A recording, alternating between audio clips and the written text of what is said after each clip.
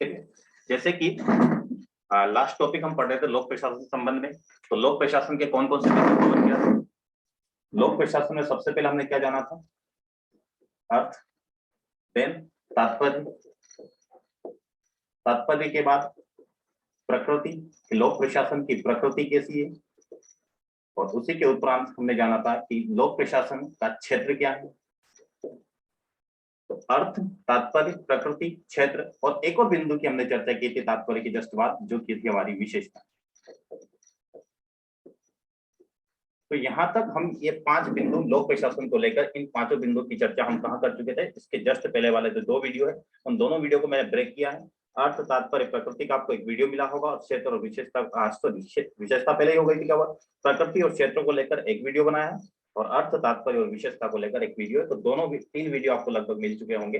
अब ये उसी क्रम में चौथा वीडियो रहेगा, जहां पर हम चर्चा करेंगे लोक प्रशासन का महत्व और लोक प्रशासन की क्या लिमिटेशन है, सीमाएं। क्या लोक प्रशासन ऐसा तो नहीं है कि लोक प्रशासन की भूमिका कमतर होती जा रही है? सीमाओं का मतलब वही जानेंगे हम कि क्या लोक प्रशासन जिस रूप में होना चाहिए, क्या उस रूप में दिखाई दे रहा है या नहीं दिखाई दे रहा है। इन बातों पर हम चर्चा करेंगे। ठीक है, तो ये लोक प्रशासन के महत्व आज का प्रमुख बिंदु रहेगा, और दूसरा सीमाएं। और उसी के बाद हम आज का एक नया टॉपिक भी पढ़ेंगे यहीं पर, जो कि टॉपिक कौन सा होगा? आपने सिलेबस में देखिएगा, मेंस के सिलेबस में वहां पे लिखा होगा कि लोक प्रशासन की विकासशील तथा विकसित देश में कैसी भूमिका है। तो आज के वीडियो में हम विकासशील समाज, समाज लिखा हुआ है, देश का ये या समाज, विकासशील समाज में लोक प्रशासन की भूमिका। तो आज की क्लास किन बिंदुओं पर केंद्रित रहेगी? इन 3 बिंदुओं पर। ठीक है, तो हम शुरू करते हैं महत्व से लेकर कि आखिर लोक प्रशासन का महत्व क्या है। ठीक है, तो ये आप एक बैकग्राउंड बताएं मेरे पास, क्लास हमारा टॉपिक कौन सा हम कवर करेंगे आज की क्लास में, तो देखिएगा। अगर आप लोगों में से सभी ने अगर वीडियो देख लिया हो, प्रथम वीडियो जहां पर प्रशासन के महत्व की चर्चा की जा रही है कि प्रशासन का क्या महत्व होता है, तो कुछ ज्यादा अंतर नहीं होगा। लोक प्रशासन का महत्व भी वही होगा जो कि प्रशासन का होता है, लेकिन ऐसा नहीं कहूंगा मैं कि आप वहां देख लीजिएगा, यहाँ पे चर्चा नहीं करेंगे। लोक प्रशासन, इसमें शब्द कौन सा प्रयोग हो रहा है? लोक। तो लोक प्रशासन, लोक का मतलब हो जाएगा ये केवल गवर्नमेंट से संबंधित है, सरकार। इसका मतलब ये निजी प्रशासन नहीं है, ये लोक प्रशासन की बात हो रही है। इसका मतलब क्या हो रहा है? सरकार। अच्छा, आप लोग मुझे बताइएगा, शायद हमने चर्चा नहीं की है। एक होता है आपका शासन, एक शब्द होता है आपका प्रशासन, और एक शब्द होता है लोक प्रशासन। जहां तक मुझे ध्यान है, हम प्रशासन भी देख चुके हैं, लोक प्रशासन भी देख चुके हैं। आप लोग बताइएगा मुझे, शासन क्या होता है? प्रशासन तो आप लोग जानते हैं, किसी एक उद्देश्य के लिए कोई कार्य किया जा रहा है, मतलब एक निश्चित उद्देश्य के लिए जो कार्य की योजनाएं बनाई जाती है और सामूहिक रूप से उसमें कार्य किया जाता है, तो हम करेंगे कि प्रशासन। जैसे कि रोड के बीच में पत्थर रखा है बड़ा सा, वो पत्थर को हटाना है, तो वो भी तो क्या है? प्रशासन का कार्य हो रहा है। तो ये तो हम देख चुके हैं लोक प्रशासन। अगर सरकारी क्षेत्र में प्रशासन हो रहा है तो उसी को लोक प्रशासन कहा जा रहा है। तो शासन क्या है? क्या आपके जहन में ये प्रश्न नहीं कौंधा? अच्छा, आप में से कोई बताना चाहेंगे या नहीं? हमें ही बताना पड़ेगा। ठीक है, सुनिएगा। अब शासन क्या होता है? आपको पता होगा कि 3 अंग होते हैं सरकार के, मतलब सरकार, सरकार कहें या फिर आप कह सकते हैं कि राज्य के 3 अंग, एग्जीक्यूटिव, लेजिस्लेटिव और जुडिशियरी, या फिर आप कह सकते हैं विधायिका, कार्यपालिका,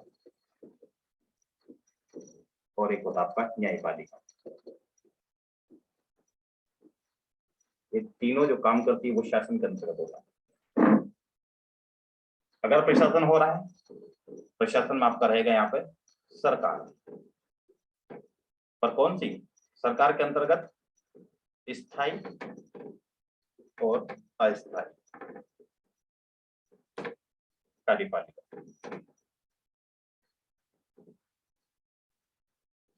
क्लियर हो पा रहा होगा? तो प्रशासन का मतलब सरकार, स्थायी अस्थायी कार्यपालिका के द्वारा जो कार्यों को क्रियान्वित किया जाता है वो आपका प्रशासन के अंतर्गत। मतलब प्रशासक के द्वारा किया जाने वाला कार्य क्या कहलाएगा? प्रशासन। प्रशासक के द्वारा। और प्रशासक किसे कहेंगे आप, या तो स्थायी प्रशासक होगा या अस्थायी होगा। तो मेनली ज्यादातर कौन काम करता है प्रशासन का, अस्थायी कार्यपालिका, स्थायी कार्यपालिका, स्थायी कार्यपालिका जैसे कि हम लोग मतलब हम लोग जब सेलेक्ट हो जाएंगे उसके बाद। क्लियर है। तो ये तीनों शब्दों में मूल अंतर करके रखिएगा। बाकी प्रशासन और लोक प्रशासन का हम विस्तृत रूप से कल और परसों के वीडियो में चर्चा कर चुके हैं। अब सीधी बात करते हैं महत्व का। पहले बिंदु देखते हैं कि महत्व क्या होता है लोक प्रशासन का। तो पहला महत्व यही होगा कि सामाजिक, आर्थिक और राजनीतिक विकास को तीव्र करने के लिए लोक प्रशासन क्या करता है, सामाजिक, आर्थिक एवं राजनीतिक, सामाजिक, आर्थिक एवं राजनीतिक विकास को तीव्रता देने के लिए या तीव्र करने के लिए, तो आप कह सकते हैं कि सामाजिक विकास करने के लिए, आर्थिक विकास करने के लिए और राजनीतिक विकास को तीव्र करने के लिए इसका महत्वपूर्ण भूमिका होती है किसकी, लोक प्रशासन की। क्लियर है। तो पूरा बिंदु लिख लेते हैं, विकास को तीव्र करने के लिए। जहां पर यदि आपको समझ में ना आए तो बोलिएगा, ठीक है। मैं ये मान के चलूंगा यदि आप नहीं बोल पा रहे हैं तो सब कुछ समझ में आ रहा है, या तो सब कुछ नहीं आ रहा होगा या सब कुछ आ रहा होगा, दो ही कंडीशन हो सकती है। तो दूसरा बिंदु देखते हैं, अगर सरकार ने कुछ अच्छी योजना बना दी है, ठीक है, जो कि कल्याणकारी है, मतलब रोजगार प्रदत्त है, ठीक है, रोजगार मुहैया करा दी है, तो यदि उस योजना का क्रियान्वयन ठीक से हो जाएगा तो जनता के पास पैसा पहुंचेगा, प्रति व्यक्ति पर कैपिटा इनकम बढ़ेगा। क्लियर है। अगर लोक प्रशासन सही से सुदृढ़ तरीके से कार्य करेगा तो पर कैपिटा इनकम प्रति व्यक्ति आय बढ़ेगी। प्रति व्यक्ति आय बढ़ने से लोगों का जीवन स्तर क्या होगा, जीवन स्तर सुधर जाएगा। बाकी अन्य कई सारी चीजें हो जाएगी। स्वास्थ्य के क्षेत्र में उस पैसे को लगाएगा तो और कुशल श्रमिक भी बन सकता है इसी का प्रयोग करके। फिर ये तो कड़ी से कड़ी जुड़ती चली जाएगी, लेकिन महत्व इतना ध्यान रखिएगा आप, एक ही बिंदु कि पर कैपिटा इनकम प्रति व्यक्ति आय बढ़ेगी, जिससे कि लोगों का जीवन स्तर क्या हो जाएगा, बढ़ जाएगा। क्लियर हुआ। अब अगली बात करते हैं कि कानून व्यवस्था को बनाए रखना। अच्छा, आपने ये सोचा होगा जैसे कि अस्थायी कार्यपालिका की बात करते हैं, अस्थायी कार्यपालिका कितने साल तक रहेगी, 5 साल तक। या फिर विधायिका की बात करें, विधायिका कितने समय तक रहेगा, 5 साल तक। तो ये कोई कानून बनाते हैं 5 साल के लिए, क्या केवल 5 साल के लिए लागू रहते हैं, तो ऐसा संभव ही नहीं है। कोई भी योजना या कोई भी अधिनियम बनता है तो ये लोक प्रशासक, इन लोक प्रशासन करने वाले व्यक्ति, जो जिसे क्या कहेंगे, हम लोक सेवक कहेंगे या फिर लोक प्रशासक कहेंगे, ये लोक प्रशासक पुराने बने हुए कानून को सततता बनाए रखने का काम करते हैं। क्लियर है। मतलब ऐसा नहीं कि सरकार जैसे ही खत्म हो जाएगी, पुरानी सरकार जाएगी, नई सरकार आएगी तो क्या उसके द्वारा किए गए सारी योजना को क्या ध्वस्त कर दिया जाएगा, नाम परिवर्तित कर किया जाता है सिर्फ, ठीक है। लेकिन उसका उद्देश्य क्या है, ये सभी बरकरार रहते हैं। ध्यान रखिएगा, कभी ऐसा नहीं होता है सरकार, ये मोदी वोदी किसी के हाथ में नहीं है, ये गवर्नमेंट के हाथ में ही नहीं है, प्रशासक के हाथ में होता है कि कोई योजना एक बार बन चुकी है तो उसको सततता बनाए रखना है, उस योजना को कंटिन्यूटी अगर रखना है तो वो काम कौन करते हैं, आपके लोक प्रशासक। तो आप क्या कह सकते हैं, लोक नीतियों को निरंतरता प्रदान करना। क्या बिंदु लिखेंगे हम, लोक नीतियों को निरंतरता प्रदान करना। तो समझ पा रहे होंगे ये बिंदु, इस रूप में लिखना जैसे कि मैंने समझा आपको। लेकिन पॉइंट जब लिखेंगे आप लोक नीतियों को, क्योंकि पब्लिक के लिए बनाई गई कोई नीतियां, उनको निरंतरता बनाए रखना है। ऐसा नहीं कि 5 साल के बाद खत्म कर दिया जाए, तो इनको निरंतरता बनाए रखना है। तो वहां पे भी आपको लोक प्रशासक के महत्व की आवश्यकता पड़ेगी, ठीक है। और अगली बात करते हैं, यह देश की एकता और अखंडता को बनाए रखने का भी में भी इसकी महत्वपूर्ण भूमिका होती है। देश की एकता, यूनिटी एंड इंटीग्रिटी, एकता एवं अखंडता। एक सेकंड रुकिएगा।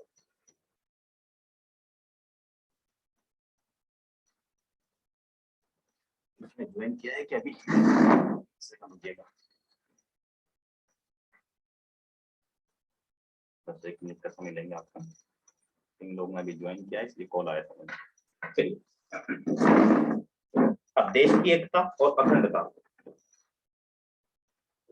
को सुनिश्चित करने का काम भी करता है।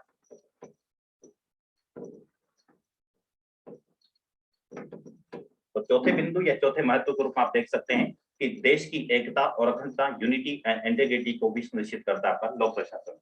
ऐसा नहीं डायरेक्टली करता है, इनडायरेक्टली लोक प्रशासन में इसमें भूमिका होती है, ठीक है। कहीं दंगा फसाद ना हो जाए तो प्रशासक जाएंगे वहां पे, ठीक है, प्रशासक उसको देखेंगे आखिर हुआ क्या है, एक साथ बनाया जा रहा, मुहर्रम एक साथ निकल रहा है, वहां पे भी तो आपको एकता अखंडता बना के रखना पड़ेगा, एकता बना के रखना पड़ेगा।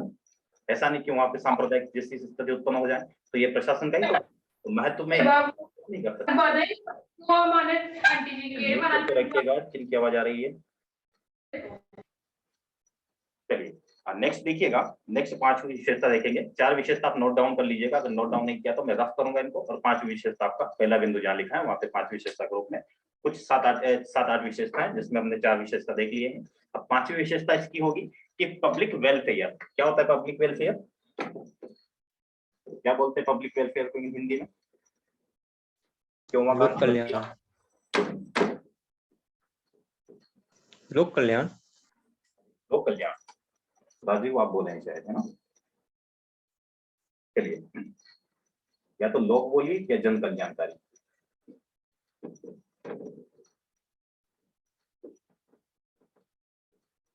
लोक प्रशासन का एक महत्व हमें पब्लिक वेलफेयर के रूप में भी दिखाई देता है, जो नागरिकों के सर्वांगीण विकास के लिए काम करता है। जन कल्याणकारी मतलब ये क्या करेगा? नागरिकों के सर्वांगीण विकास के लिए काम करेगा।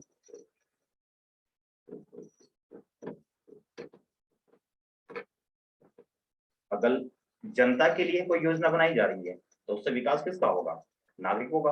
हो सकता है सर्वांगीण विकास, सभी प्रकार से उसका विकास हो जाए, स्वास्थ्य के क्षेत्र में देखा जाए, शिक्षा के क्षेत्र में देखा जाए, पेयजल की सुरक्षा के रूप में देखा जाए। तो जन कल्याणकारी योजना अगर बनेगी सरकार के द्वारा, उनको क्रियान्वित करने का काम अगर लोक प्रशासक का है और ठीक से कर दिया गया, तो एक महत्व के रूप में हमें नजर आएगा कि नागरिकों का सर्वांगीण विकास हो सकता है।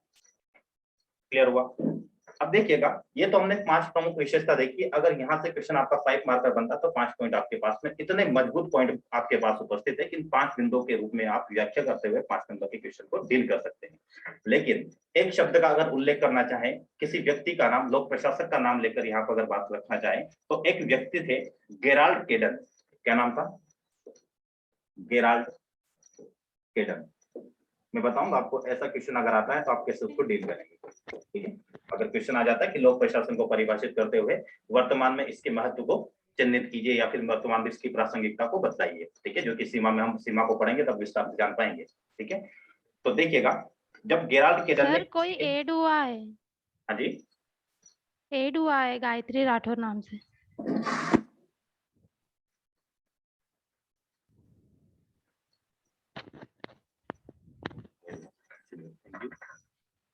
चलिए देखिएगा, अब ये गेराल्ड केडन जो है, गेराल्ड केडन की एक रचना है, और रचना क्या है?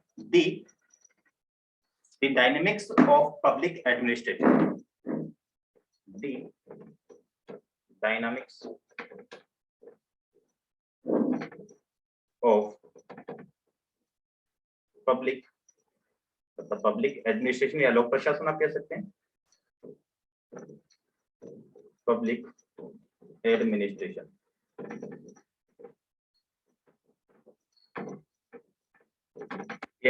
तो गेराल्ड केडन की ये पुस्तक है, कौन सी? The dynamics. अब आपको लिखना है, अगर महत्व के बारे में चर्चा करनी है कि महत्व क्या है लोक प्रशासन का, और आपको भूमिका तैयार करना है, तो भूमिका तैयार कैसे करेंगे? आप कहेंगे कि लोक प्रशासन का महत्व, जहां गेराल्ड केडन ने अपनी पुस्तक the dynamics of public administration में बतलाया, मतलब महत्व की चर्चा की है गेराल्ड केडन ने। कहां पर?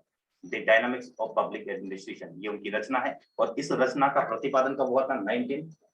1971 में इन्होंने ये ये पुस्तक प्रकाशित की, और इसी पुस्तक में लिखा हुआ था लोक प्रशासन के कुछ महत्व। अब वो लोक प्रशासन के क्या महत्व है वो आप पॉइंट वाइज लिख लीजिएगा, मैं आपको डिक्टेट करके इसके पांचों कौन से 5 महत्व उन्होंने बतला है वो भी आप लिखना चाहें तो 5 मार्कों में वो भी लिख सकते हैं, और जो 5 अभी हमने जिनकी चर्चा की वो भी अगर आप लिखना चाहें तो वो भी आप लिख सकते हैं।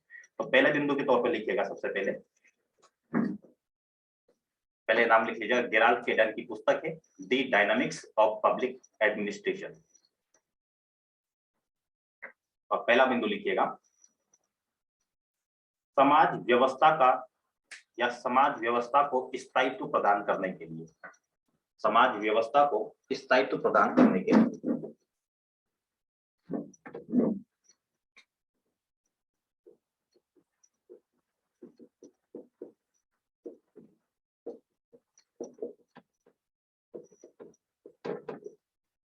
समाज व्यवस्था को क्या प्रदान करना है? स्थायित्व प्रदान करना। ठीक है। दूसरा बिंदु लिखिएगा, आर्थिक विकास एवं आर्थिक विकास एवं आर्थिक समृद्धि, आर्थिक समृद्धि को सुनिश्चित करना, या आर्थिक समृद्धि में प्रमुख भूमिका होती है या महत्व होता है इसका, समृद्धि को सुनिश्चित करना।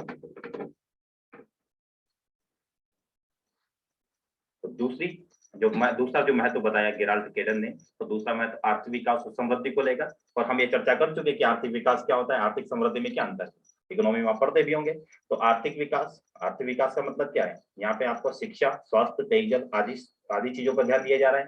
केवल समृद्धि हो तो केवल डेटा बढ़ रहे हैं, ठीक है। तो ये एक दूसरा बिंदु हो सकता है। तीसरा बिंदु लिखिएगा, जन कल्याणकारी भावना, इसको नीचे रख करता हूं मैं, जन कल्याणकारी भावना के रूप में कार्य करना।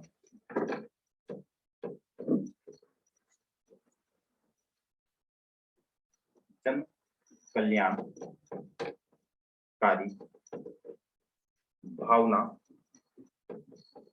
की ओर उन्मुख होना, ठीक है। जन कल्याणकारी भावना की ओर उन्मुख होना, जैसे कि हमने वहां भी बात की थी पांचवें बिंदु के रूप में पब्लिक वेलफेयर की, तो इन्होंने भी बात की इसकी, तो अलग पॉइंट नहीं है, बस ये शब्द का हेर फेर है, ठीक है। बाकी महत्व में ऐसा नहीं कि वहां कुछ और महत्व, 5 महत्व कुछ और बताएं, ये कुछ और बतला रहे हैं, ठीक है। दूसरा, लोक मत का निर्माण में भूमिका होती है। चौथा बिंदु क्या हो सकता है, लोक मत के निर्माण में प्रमुख भूमिका, क्योंकि हमने देखा था प्रशासन का भी ये महत्व देखा था हमने, लोकमत का निर्धारण करता है, तो सेम बिंदु यहाँ पे भी आ गया आपका, लोक प्रशासन के लिए भी। तो महत्व में इतना ज्यादा अंतर नहीं दिखेगा आपको, ठीक है। अब आखिरी बिंदु लिखिएगा, राजनीतिक व्यवस्था का अनुरक्षण करना, राजनीतिक व्यवस्था का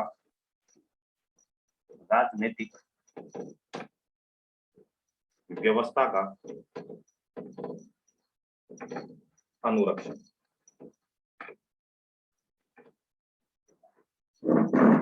अनुरक्षण बोल दिए, संरक्षण बोल दीजिए, राजनीति की व्यवस्था, ऐसा नहीं कि 5 साल के लिए गवर्नमेंट बना था 2 साल ही चलाए बस, ठीक है। तो कुछ सहयोगात्मक रवैया भी होता है लोक प्रशासक का इस रूप में, लेकिन ऐसा नहीं कहेंगे हम, क्योंकि तटस्थ प्रशासक होते हैं, तटस्थ, ना किसी राजनीतिक दल से जुड़े होते हैं, तटस्थता के रूप में कार्य करते हैं, व्यक्तिगत रूप से भले ही किसी पार्टी के, लेकिन जब कार्यस्थल पर है तो वो एक तटस्थ के रूप में, तटस्थता के रूप में कार्य करते हैं, ठीक है। तो ये 5 बिंदु।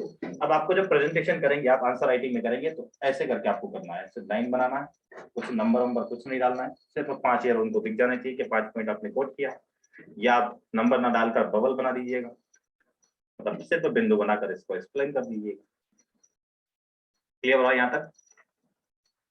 अब इसके बाद हम चर्चा करेंगे जो आखिरी बिंदु हमारा लोक प्रशासन के टॉपिक को लेकर, और आखिरी बिंदु जो की है हमारा किसको लेकर, सीमाओं को लेकर, कि क्या सीमाएं, मतलब क्या लोक प्रशासन जो है इसकी भूमिका कम होती तो नहीं जा रही है, अगर कम हो रही है तो उसके पीछे कारण क्या है।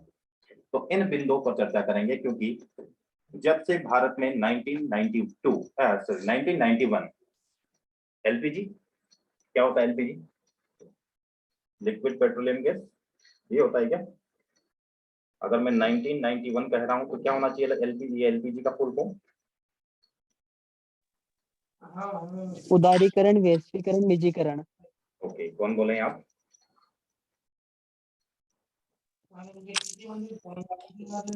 जो भी बोलेंगे, चलिए ठीक है। एलपीजी का मतलब यहाँ लिक्विड पेट्रोलियम गैस नहीं है, यह है आपका लिबरलाइजेशन, इसका मतलब उदारीकरण, प्राइवेटाइजेशन, निजीकरण, और ग्लोबलाइजेशन, वैश्वीकरण।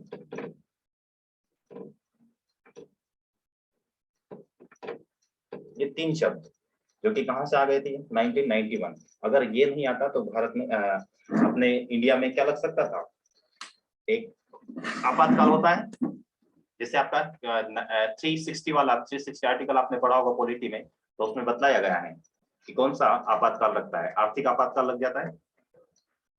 तो अगर ये लागू नहीं करते तो वो स्थिति सामने देखने को मिलती है। इस समय कौन थे आपके वित्त मंत्री? मनमोहन सिंह। मनमोहन सिंह जी, ठीक है। तो मनमोहन, उन्हीं की वजह से भारत में ये आर्थिक आपातकाल नहीं लगा है, ठीक है। क्योंकि उस समय विश्व यह कह रहा था कि आप इन चीजों जो एक्सपेक्ट कर दीजिए, अपनी पॉलिसी में लचीलापन कर दीजिए। लचीलापन करना मतलब उदारीकरण करना, मतलब जो पॉलिसी टाइट है, पता है कि बाहर से कोई निवेश करना आ रहा है भारत में और उसको 25 जगह सिग्नेचर करवाए जा रहे हैं, 25 जगह उनको अनुमति लेना पड़ रही है। तो उन्होंने कहा कि 25 से आप संख्या कम कर दीजिए, इतनी जगह सिग्नेचर मत करवाइए आप, ठीक है। तो उदारीकरण आ रहा है, देखिएगा प्रशासन का काम है सभी जगह। जो 25 जगह मैंने कहा कि माना कि कोई बाहरी व्यक्ति भारत में निवेश करने आता है, निवेश मतलब भारत में कोई फैक्ट्री खोलता है, सिर्फ अकेला व्यक्ति आता है, पूरा पैसा खुद लगाता है और रोजगार किसको देगा? भारत के नागरिकों को, ठीक है। अगर बाहर से कोई व्यक्ति यहाँ पर निवेश करेगा तो उनसे पहले कुछ प्राथमिकता उससे पूरी करवाई जाएगी। वो प्राथमिकता किससे करवाई जाती है? लोक प्रशासकों से। लोक प्रशासक वो काम करेंगे। अगर उन्होंने कहा कि ये उदारीकरण करिए, आप कम सिग्नेचर करवाइए, इसका मतलब कम लोगों के पास जाना पड़ेगा। तो उदारीकरण के आने से क्या होगा? लोक प्रशासन की भूमिका कम होगी या नहीं होगी? लोक प्रशासक की भूमिका कम होगी। तो हम सीधा क्या कह सकते हैं? लोक प्रशासन की भूमिका कम हो रही है। लोक प्रशासन कह सकते हैं या नहीं? उदारीकरण अगर आया है तो उदारीकरण के कारण लोक प्रशासन की भूमिका सीमित हो जाती है, ठीक है। अच्छा, लाल फीताशाही शब्द सुना है आप लोगों ने? लाल फीताशाही, आप में से किसी ने सुना तो मुझे बताइए थोड़ा सा। लाल फीताशाही, क्योंकि इससे कनेक्ट करेंगे हम उसे, लाल फीताशाही को। नहीं सुना सर, नहीं सुना सर, नहीं सुना है? नहीं सुना सर। चलिए, ये बहुत अच्छी बात है, मना करने वाले भी नहीं, ठीक है। देखिएगा, लाल फीताशाही मतलब सीधा सा बोलिए, कागज जितने ज्यादा होंगे आपके पास, लाल फीताशाही उतनी ज्यादा होगी। तो लाल फीताशाही यहाँ पे क्या होगी आपके पास? मतलब कागजातों की संख्या। लाल फीताशाही मतलब आपने देखा नहीं कि वो लाल कलर के कुछ वो होते हैं, बड़ी बड़ी डायरिया जो होती है, उनको ऊपर से कवर करके बांध कर रख दिया जाता है। अब तो टेक्नोलॉजी आ गया, तब तो कुछ ऐसे कागजात रखने की आवश्यकता नहीं पड़ती, सारा कंप्यूटरिंग का काम हो रहा है। तो मतलब सारा अपना काम कंप्यूटर के माध्यम से हो रहा है। लेकिन आज भी ऐसी कुछ चीजें चल रही है जिसकी वजह से कुछ कागजातों पे काम चलता है और इनको एक के ऊपर एक थप्पी बनाकर रख दिया जाता है। इसका मतलब अगर कोई बाहर से निवेश करने आ रहा है तो कई सारे कागज पे सिग्नेचर करना पड़ेगा, तो लाल फीताशाही बढ़ेगी। तो लाल फीताशाही बढ़ेगी, अधिक सिग्नेचर उनको करना पड़ रहा है। अगर वही संख्या अगर कम हो जाएगी तो हम कहेंगे कि लोक प्रशासक की भूमिका कम होने से लाल फीताशाही भी क्या हो जाएगी? कम हो जाएगी।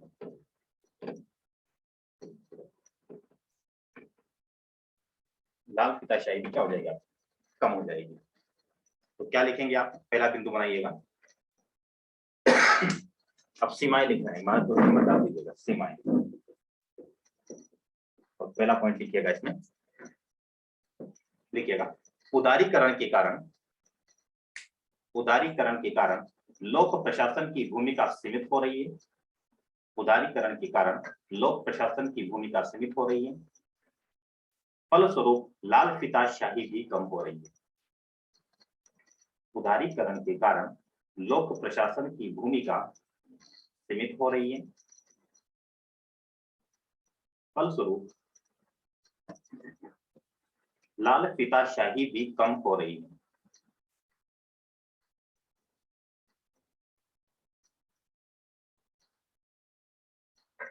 अब ये बताइएगा मुझे, निजीकरण आप जान ही रहे हैं, आए दिन खबरों में रहता है कि रेलवे को बेच रही है सरकार, सुनते होंगे ये।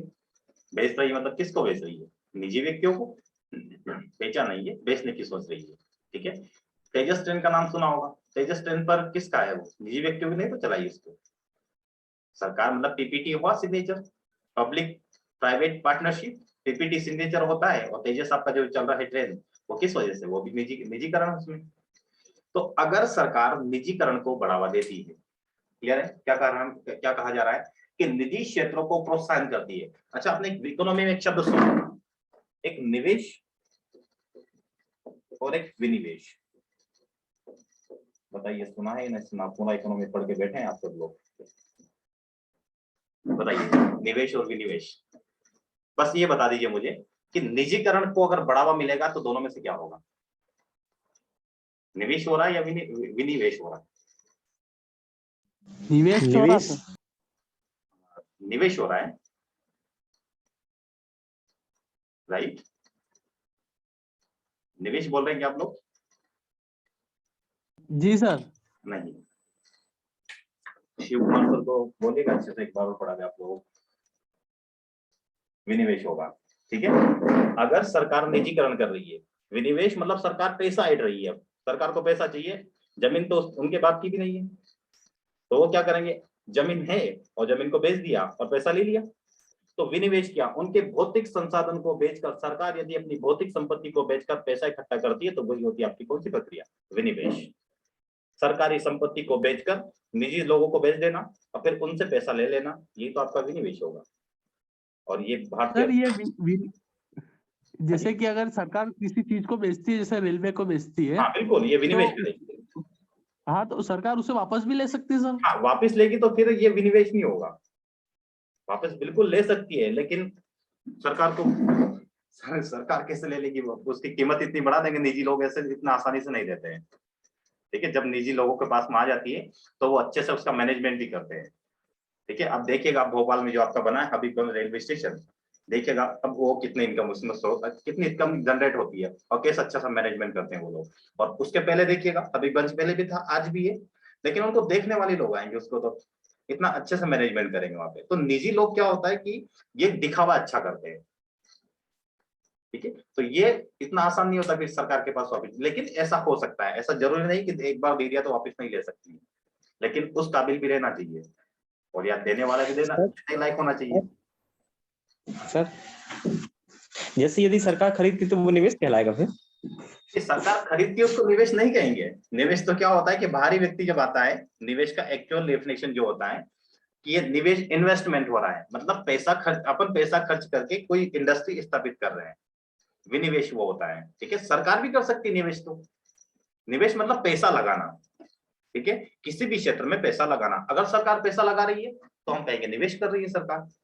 सरकार ने अपना एक जो सरकारी भूमि है वहां पर एक फैक्ट्री लगा रही है, फैक्ट्री लगाने के लिए बिल्डिंग खड़ी करनी पड़ेगी, पैसे की आवश्यकता लगेगी, तो सरकार पैसा लगा रही है उसको बिल्डिंग को खड़ा करने के लिए, तो वो क्या कर रही है, निवेश कर रही है, ठीक है। और बनी बनी चीज को किसी दूसरे को बेचा जा रहा है तो वो क्या कर रही है, विनिवेश कर रही है। अगर किसी चीज को बना के बेचे जाए तो? अच्छा, किसी चीज को बनाकर बेचा जाए, बनाया तो निवेश किया, बेच दिया तो फिर भी निवेश किया, दोनों चीज होगी इसमें। बनाया तब तो क्या हो जाएगा, निवेश किया। मतलब सीधा सा मतलब है, कोई भी नई चीज आप शुरुआत करने जाते हैं, कोई भी नई चीज, जैसे कि आप क्या कर रहे हैं, आपके पिताजी ने आप पे निवेश किया है, क्योंकि आप उनको एक समय के पश्चात क्या देंगे, इनकम का सोर्स जनरेट करेंगे, तो आप उनकी परिसंपत्ति हो, ध्यान रखिएगा। लेकिन लड़कियां क्या होती है, पढ़ेंगे इकोनॉमी, बड़ा शानदार अच्छा एग्जाम्पल कोट होता है इसमें, एक देयता होती है, एक परिसंपत्ति होती है, लड़कियां होती है देयता और लड़के होते हैं परिसंपत्ति, समझ गए होंगे आप लोग, ठीक है। जैसे कि जितने भी गर्ल्स हैं, कल से यदि डीसी बन जाएगी तो माताजी पिताजी को तो भूल जाएंगे, जहाँ पे भी इनका जो भी होगा जाने का, वहीं पे पूरी संपत्ति वही रहेगी इनकी। तो ये जहां लड़के जाती है वहां के लिए संपत्ति का काम करती, लेकिन पिताजी की लड़कियां देयता के रूप में होती, एग्जाम्पल के रूप में कोट कर रहे हैं हम समझने के लिए, ऐसा कोई वो नहीं है कि देती हुई लड़कियां पिताजी को साथ में रखती है, माताजी को साथ में रखती है, होती है ऐसे भी, ठीक है। चलिए बिंदु लिखिएगा आप,